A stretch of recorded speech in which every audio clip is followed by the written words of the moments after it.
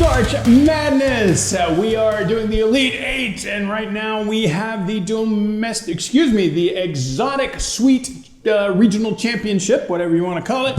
And we're doing the Hello Pandas from the wonderful country of Japan, and they are facing off against the Wonder from Down Under. The Bumbles. The Bumbles. The Bumbles original Candy Honeycomb. Candy Honeycomb, those things there. I love these things. They're from South Australia. And they're like from space. They're like a weird texture, and they're actually from South Australia. They're massive. Same thing. And they're huge, but they're so light. It's like you're not, know, it's very strange, very interesting. They're family made. What's made from family? That doesn't, I wouldn't have thought. It's family owned by Men's company, and it's Robert Menz. Anyway. Bob Menz. Bob Menz, as he likes to be called. Although it doesn't say that. He has a room, I think. He has a what? A room, the men's room. I think that's... Sorry, that took me longer than it should have. Well, it's hot. It is. It is. It is a little steamy in the tropics. So we've got here, we got Crème Center, and I always like it when a Japanese company decides to put a French word on their thing for some reason. That's always fun. Crème Center with crunchy shell. I love those things, by the way. These are great, yeah. And what's even neater about them is the fact that they have little, almost like a weird collectability. There's little pictures of little sports players. I guess this guy, Hello, I guess is his name, Panda. Hello, Panda. Hello, Panda. Like Hello Kitty. Doing various sort of sports activities. Yeah. It's a little ableist, but you know.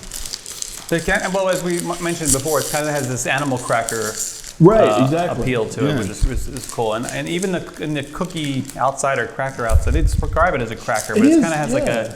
It has an animal cracker feel to it. A little harder.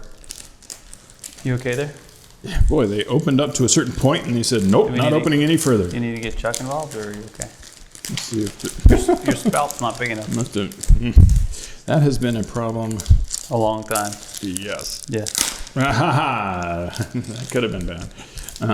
So yeah, I'll reach out a couple of these. Chuck, you want to take some pandas over to Jason for me? So yeah, Meiji is the company here. That sounds familiar. I guess we're having these first. They do something else. Yes, Meiji? Let's go ahead and do these first. I don't know what's going on there. I have a little guy. It looks like he's either holding swords or he's on a swing. Oh no, he's on the what do you call those things? I don't know. In the Olympics, they have the rings. I think they just call them the rings. The rings. I think, yeah. I was looking for a fancier word, but it's just the rings. The rings, I think.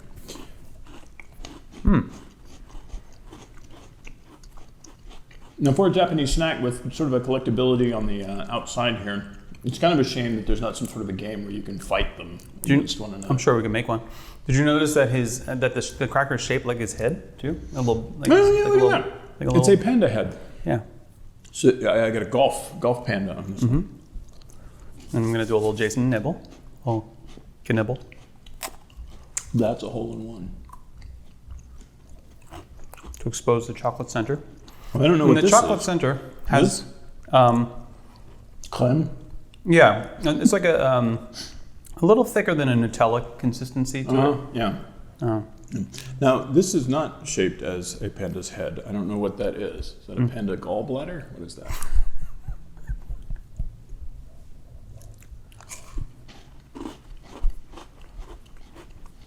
No. Okay. That's a nice snack.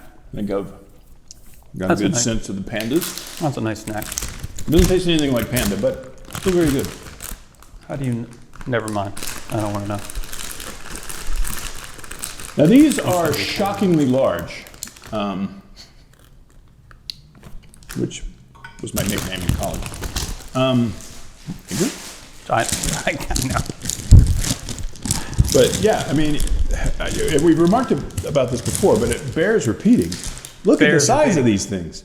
These are enormous. You'd think that one of these and you're done. But it's deceptive because as soon as you eat it, it kind of melts away, right?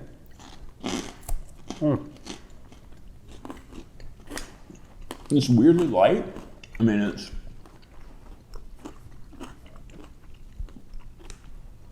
Like you said, it kind of melts out, melts in your mouth there.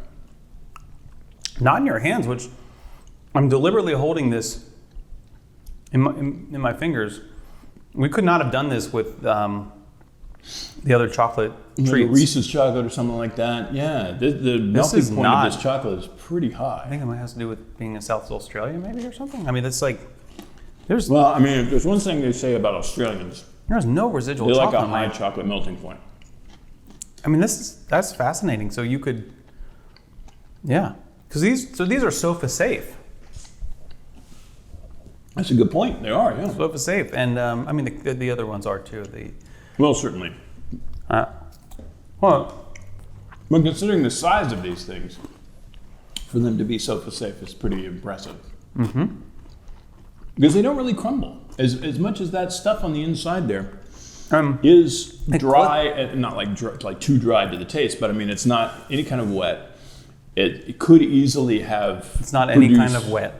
Produce some sort of a crumble or bumble shards or a bumble crumble, right? If you will. It glistens too. It's very glistening. If you put your tongue on it, no one will be the least surprised.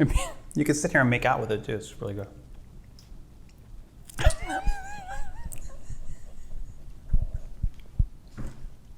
I'm so sorry. I'm gonna need a moment. They're good. They're delicious. Apparently. Okay. Mm-hmm. So. Do you know what you want? You know what you like?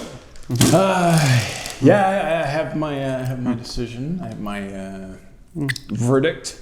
A little bit of chocolate on my fingers now, but well, I mean, from all the heat and thing. French kissing your bumble. It's educational. All right, I know what I like. What do you like? I gotta go with the Bumbles. That's what I'm going with. I gotta go with the Bumbles, man. These are really good. And it's like you said, this was a complete surprise coming into this. This was just sort of a random thing we both saw on the World Market website. Literally, we were like, "Oh, that looks good," and grabbed it just as a representative of Australia in this competition, and they are going kicking butt a long way on this. Yeah, they are. Man. I'm sorry. Sorry about that, Japan. So we don't know who they're going to face, but they are going to face either the Mint Oreos or the Ghirardelli Peppermint Bark in the Final Four, and that's going to also be kind of a rough one because these are gaining ground here. And so make sure you tune in to all of the excitement of Starch Madness coming up. And we will see you as we continue with this competition and heading down the road to the championship. So keep it right here and we'll see you soon. Peace out. Word.